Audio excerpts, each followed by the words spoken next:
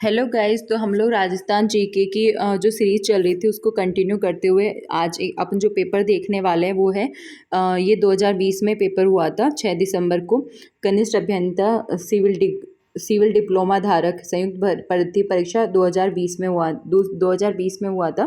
तो इसके अंदर जो जीके के सवाल आए थे वो अपन देख लेते हैं और जीके के सवाल रिपीट होते हैं। आई थिंक आपने अगर मतलब फर्स्ट वीडियो से लेकर अभी तक सारे पेपर्स देखे होंगे तो आपको खुद को पता चला होगा कि कितने सारे क्वेश्चंस रिपीटेड होते हैं, कितने सारे सवाल घुमा फिरा कर पूछ लिए जाते हैं। तो ये काफ़ी इंपॉर्टेंट सीरीज़ है। आप राजस्थान जीके किसी भी एग्ज़ाम में आती हो, आप राजस्थान की किसी भी कॉम्पिटिटिव एग्ज़ाम की तैयारी कर रहे हो, ये आपके लिए बहुत इंपॉर्टेंट सीरीज़ है। अभी जो RSMSB बोर्ड जो एग्ज़ाम्स करवाता है हम वो वाले पेपर देख रहे हैं। जब ये हो जाएंगे कंप्लीट तो अपन RPSC जो एग्ज़ाम्स लेता है उसमें आए हुए जीके सवाल भी करेंगे। बट एक बार ये वाली सीरीज़ कंप्लीट हो जाने दो। तो अब फटाफट ये वाला पेपर देख लेते हैं। क्वेश्चन नंबर 1 है, मगला और सागर निम्न में से किस खनिज के खनन क्षेत्र है? तो इसके अंदर ऑप्शन सी करेक्ट है। तेल एवं गैस के राम स्नेही संप्रदाय के संस्थापक संत रामचरण कहाँ पैदा हुए थे? तो सोडा डिग्गी में पैदा हुए थे। सोडा डिग्गी जगह का नाम है। बीकानेर लोक परिषद की स्थापना 1936 में किस शहर में हुई थी? तो कलकत्ता शहर में स्थापना हुई थी। जालोर शासक कानड़ देव और सुल्तान अलाउद्दीन के बीच प्रथम संघर्ष कब हुआ था? तो ये क्वेश्चन ना डिलीट हुआ था बच्चों। और ये क्वेश्चन डिलीट क्यों हुआ था? क्योंकि इसके अंदर करेक्ट आंसर आना चाहिए था 1311 ईस्वी, और यहाँ पे 1311 ऑप्शन में ही नहीं था। ठीक है, तो ये वाला सवाल जो है वो एक सेकेंड, तो ये वाला सवाल जो है वो डिलीट हुआ था। बट मैं आपको इसका करेक्ट आंसर बता देती हूँ। तो जैसा कि मैंने आपको बताया कि अगर इसके अंदर ऑप्शन होता कहीं पे 1311 तो वो करेक्ट हो जाता। तो 1311 में क्या हुआ था ना कि बीका भैया थे, उन्होंने क्या किया, किले का भेद बता दिया अलाउद्दीन जी, सुल्तान अलाउद्दीन को बता दिया था। और ये जो थे वो शासक कानड़ देव के टाइम पे थे। तो इन्होंने है ना किले के बारे में कुछ ऐसी चीज़ें बताई थी। तो इस वजह से क्या हुआ, अलाउद्दीन ने उसके बाद में कानड़ देव जहाँ के शासक थे जालोर के, तो वहाँ पे इन्होंने युद्ध छेड़ दिया। और इसके बाद में जब कानड़ देव और वीरम देव की मृत्यु हो गई थी ना, तो जालोर दुर्ग में ही 1584 महिलाओं ने जौहर किया था। तो मेन मतलब मोटा मोटी बात ये है कि अगर यहाँ पे ऑप्शन होता 1311 तो करेक्ट होता, बट 1311 नहीं है इसी वजह से। और ये शुरुआत मतलब इसके अंदर आपको ये भी ध्यान होना चाहिए कि महिलाओं ने जौहर किया था 1584 महिलाओं ने। और ये कब हुआ था? जब कानड़ देव और वीरम देव की मृत्यु हो गई थी युद्ध के दौरान। ठीक है, तो ऑप्शन 4 के बारे में अपन ने देख लिया। उसके बाद में धूलकोट कहाँ स्थित है? तो जो धूलकोट है वो आहड़ में स्थित है। निम्नलिखित में से कौन सा संस्कार जन्म से संबंधित है? इसमें ये पूछा है कि जन्म से संबंधित कौन सा संस्कार है। तो जड़ूला जो है वो जन्म से संबंधित संस्कार है। आपको पता होगा घर में छोटा बच्चा हो या फिर अपने फैमिली में तो होगा ही ना। तो जब बच्चा थोड़ा बड़ा, जब बच्चे के बाल बड़े हो जाते हैं तो सबसे फर्स्ट टाइम जब उसको गंजा करवाया जाता है वो वाली जो रस्म होती है ना वो जड़ूलाई होती है। इसके अलावा अपन क्योंकि रस्मों से बहुत सारे सवाल आते हैं तो अपन इनके बारे में भी थोड़ा थोड़ा देख लेते हैं। तो मौसर के बारे में हर कोई जानता होगा। जो मरने के बाद में मृत्यु भोज किया जाता है ना, जहाँ पे आप जीमने जाते हो वही मौसर है। उसके बाद में आप नहीं, सब लोग जाते हैं, मैं भी जाती हूँ अगर इनविटेशन आए तो उसको बात को दिल पे मत लेना, वो सिर्फ एक मजाक वाले वे में बोला था। इसके बाद में ऑप्शन मतलब इसमें जो सामेला है, सामेला क्या होता है इसके बारे में देख लेते हैं। तो सामेला जो रस्म होती है ना वो तो वो है ना शादी के टाइम वाली रस्म है। जब बारात आती है तो दुल्हन के घर पे जब बारात पहुंचती है ना तो नाई या ब्राह्मण जाकर बताता है कि बारात आ गई है। किनको बताता है? कन्या पक्ष वालों को, है ना। और कन्या पक्ष वालों को जब वो ये चीज़ बताता है तो कन्या पक्ष वाले है ना उसको नारियल देते हैं और दक्षिणा भी देते हैं।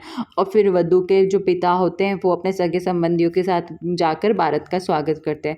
तो जब वो बारात का स्वागत कर रहे होते हैं ना, यही जो क्रिया है, ये जो एक क्रिया है एक तरह की, यही जो रस्म है ना, कहने का मतलब ये सामेला कहलाती है।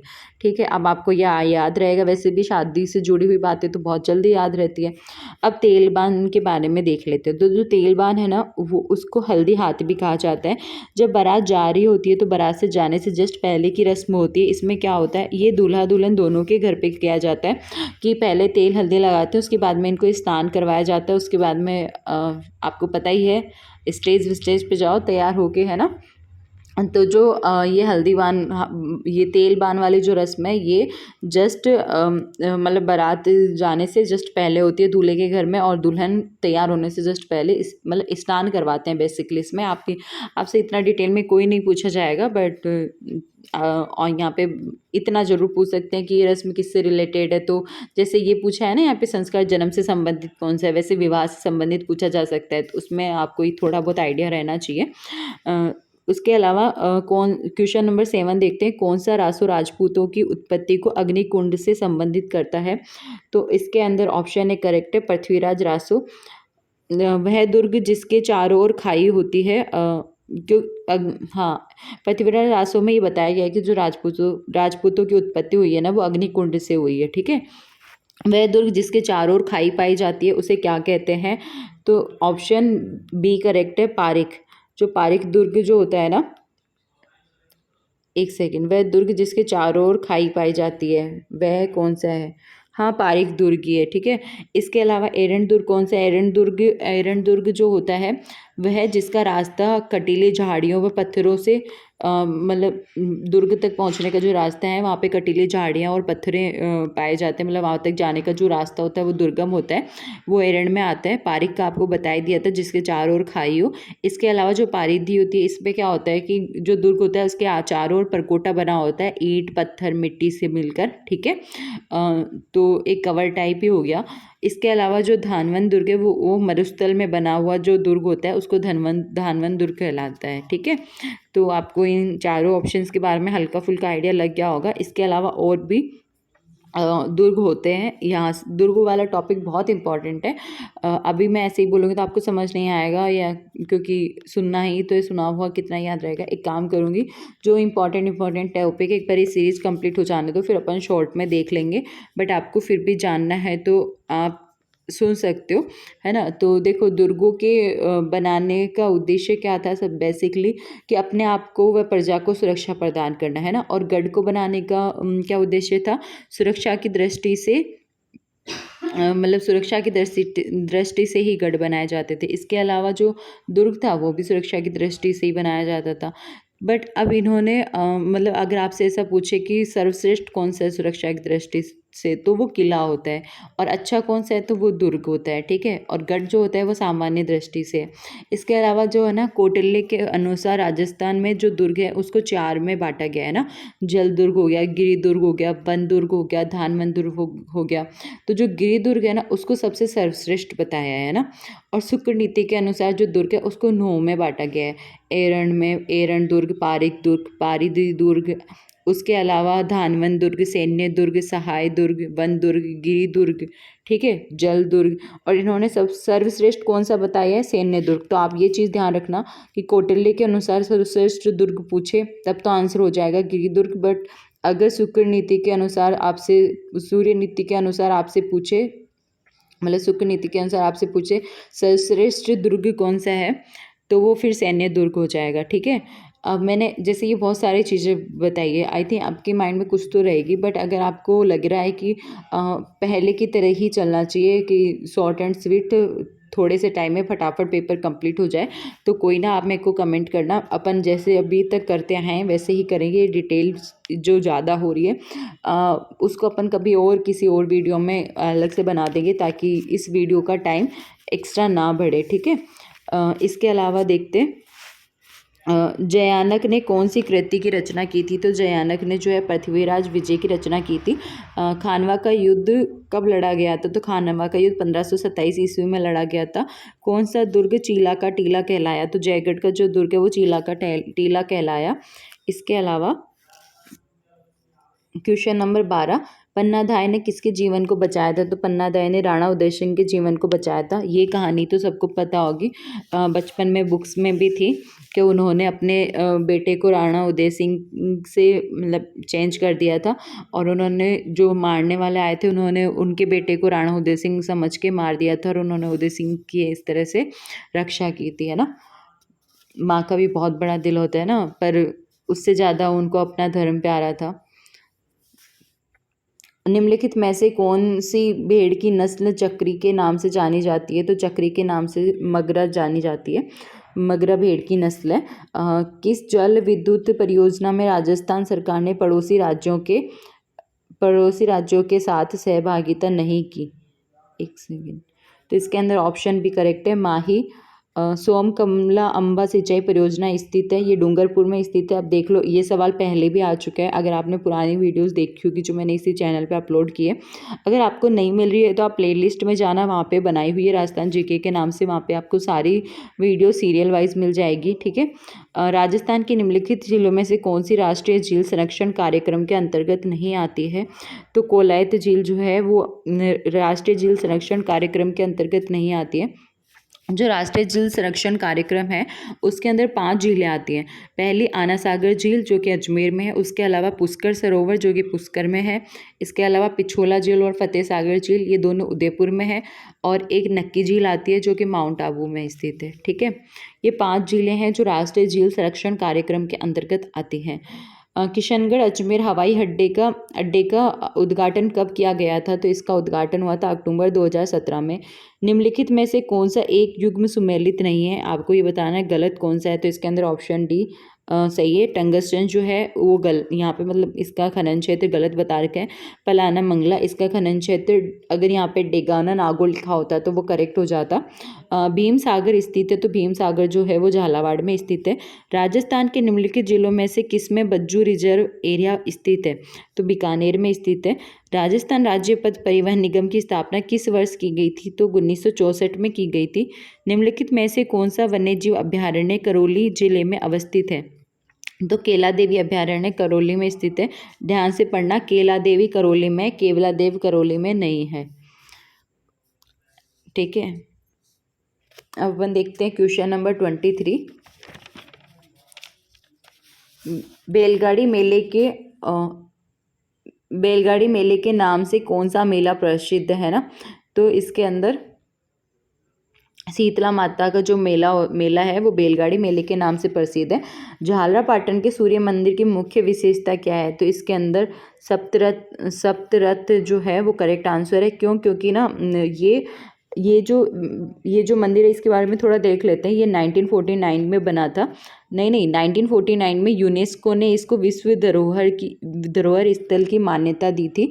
और यहाँ पे क्या है, सूर्य देव का मतलब यहाँ पे सूर्य देव के रथ भी है, जहाँ पे सूर्य देव के रथ में 12 जोड़ी पहिए हैं, बस 7 घोड़े बना रखे हैं जो कि रथ को खींचते हैं। इसी वजह से इसका आंसर करेक्ट होगा सप्तरथ।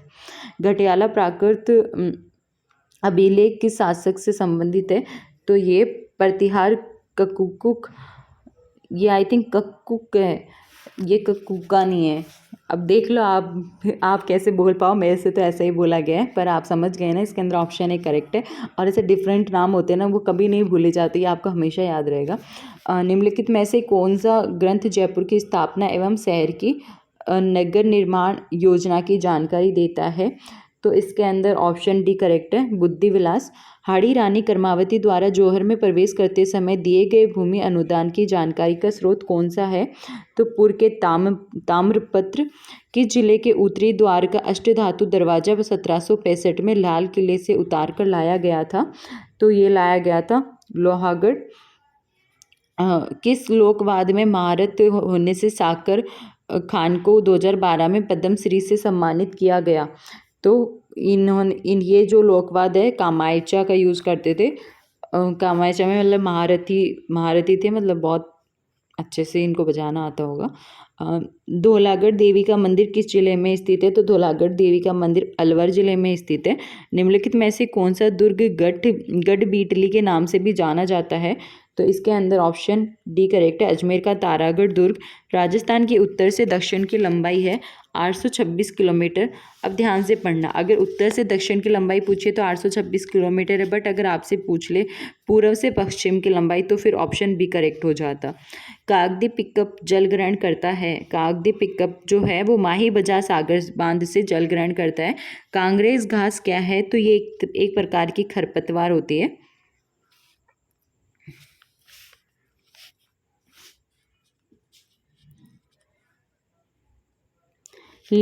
निम्नलिखित युग्मों से कौन सा एक सुमेलित नहीं है? तो इसके अंदर ऑप्शन डी जो है वो सुमेलित नहीं है, क्योंकि इस यहाँ पे मृदा का प्रकार और क्षेत्र दे रखा है। तो एरिडोसोल्स जो मृदा है वो अर्धशुष्क क्षेत्र में पाई जाती है। एल्फीसोल्स मृदा जो है वो आर्द्र क्षेत्र में देखने को मिलती है। इंसेप्टिसोल्स जो मृदा है वो आर्द्र या उपाद्र में देखने को मिलती है। और वर्टिसोल्स जो है वो शुष्क में नहीं, हाड़ौती क्षेत्र में देखने को मिलती है। तो अगर शुष्क की जगह हाड़ौती होता तो करेक्ट होता। तो ये अपना इस क्वेश्चन का अकॉर्डिंग करेक्ट आंसर हो जाएगा। राजस्थान में अधिकतम प्रशासनिक वन क्षेत्र निम्नलिखित श्रेणियों में से किससे संबंधित है? तो इसके अंदर ऑप्शन सी करेक्ट है। ठीक है, राजस्थान में निम्नलिखित में से किस स्थान पर उड़न गिलहरियाँ पाई जाती है? तो सीता माता वन्यजीव अभ्यारण्य में उड़न गिलहरियाँ के लिए प्रसिद्ध है। राजस्थान वानिकी एवं जैव विविधता परियोजना किसके द्वारा प्रायोजित है? तो यह जापानीज इंटरनेशनल कोऑपरेशन एजेंसी के द्वारा प्रायोजित है। राजस्थान में बंजर भूमि विकास कार्यक्रम क्रियान्वित होता है। ऑप्शन डी ग्रामीण विकास एवं पंचायती राज विभाग द्वारा। राजस्थान का कौन सा जिला आर्द्र दक्षिण पूर्वी मैदान के कृषि जलवायु प्रदेश में शामिल नहीं है? तो इसके अंदर ऑप्शन सी करेक्ट है। ये उदयपुर इसके अंदर शामिल नहीं है। इसके अलावा बूंदी, कोटा, बारा और झालावाड़ 4 जिले हैं जो इसमें शामिल है। ठीक है, तो इसके अंदर उदयपुर, क्योंकि रॉन्ग पूछा है इसी वजह से उदयपुर इसका करेक्ट आंसर हो जाएगा। तो ये वाला पेपर अपना यहीं ख़त्म होता है। इसके बाद में नेक्स्ट पेपर अपन नेक्स्ट वीडियो में देखेंगे। बाकी आप लोगों को चैनल सब्सक्राइब करना है, अपने यार दोस्तों को बताना है, घर वालों से करवा दो यार सब्सक्राइबर, हैं सब्सक्राइब करवा दो अपने चैनल को। अब मैं आपको पढ़ा रही हूँ तो आपका भी थोड़ा फ़र्ज़ तो बनता होगा ना कि मैम के लिए चलो एक सब्सक्राइब ही कर देते हैं। तो फिर अगर सब्सक्राइब नहीं बढ़ेंगे, व्यूज़ नहीं बढ़ेंगे अपने चैनल पे तो मज़ा नहीं आएगा काम करने का। और अगर बढ़ेंगे तो ये RSMSSB बोर्ड द्वारा जो एग्ज़ाम्स हुए हैं, ये 75 पेपर हैं, ये अपलोड हो जाएंगे। उसके बाद में अपन लोग इसी तरह से RPSC के पुराने पेपर भी देखेंगे। तो आपका भी फ़ायदा है इसमें, हमारा भी फ़ायदा है। तो फिर और आपको अगर अच्छा लग रहा है तो करना चाहिए ना इतना तो। बाकी कमेंट करके बताना कुछ और सुधार चाहिए या फिर और आपकी कोई भी एडवाइस हो। ठीक है, बाकी बाय बाय, टेक केयर।